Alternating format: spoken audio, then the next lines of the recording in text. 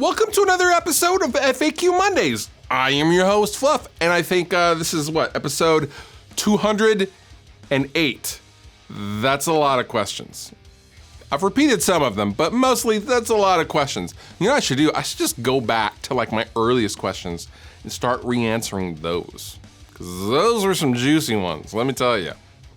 First question! I was wondering if you've experienced any high-end or tone loss initially when you started with your Helix into your rock reverb versus your old pedal board setup. Actually, as I remember it, it was the opposite. Suddenly everything sounded super hi-fi and clean, and I didn't like that. So, for example, on my G90, on the Line 6 G90 wireless unit, you can simulate cable length because suddenly I was missing a bunch of cable length because my old setup was a wireless to a pedal board and then a really long cable back to my amp.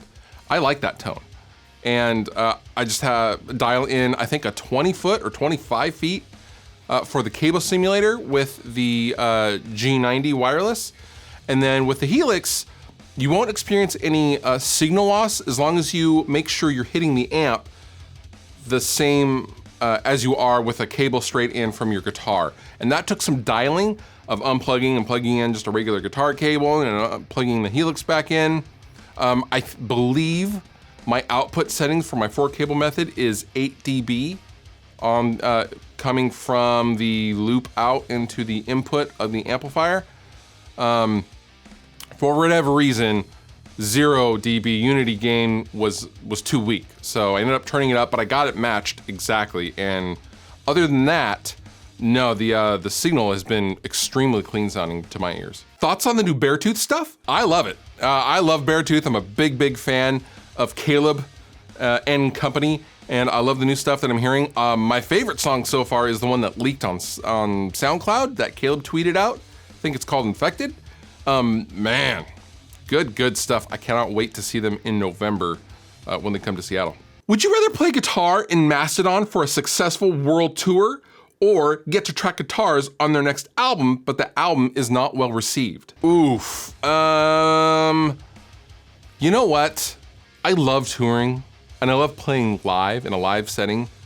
I'm gonna have to go with play with Mastodon on a successful world tour. Even if I was like that guy in Green Day, Jason is his name. He's been with them for like a decade, but he's like kind of behind the amps and just plays along and just thickens up the sound. Yeah, I'll do that. I'll play tambourine. I'll be the guy who just does the little tambourine, Tina Turner style. You know what? They need me. They just don't know it yet.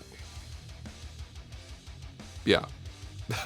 Favorite song at the moment? I've really honestly been digging Faith from Ghost off the new record because it's just nasty and I love the timing and I love the shreddiness of it. And it's just a shred-tastic song. I don't know, it's just great. It just really grooves and it drives. It's a great driving song. So yeah, I'm gonna say Ghost's Faith. And now Fluff reads a tweet. Pretty sure I just broke my pinky toe on my orange OR100. Don't worry, the amp is fine. I really did almost break my toe. It hurt.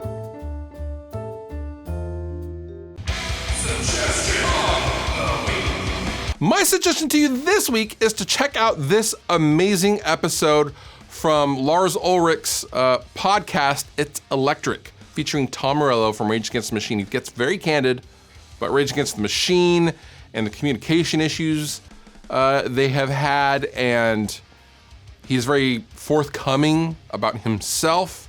He talks about all sorts of stuff. It's a very enlightening podcast interview with Tom. I'm a big Tom fan, and yeah, I thought this was a really great episode of It's Electric. All the applicable links down below in the description. You've been wonderful. I've been Fluff. Thank you so much for watching, and I will see you next time.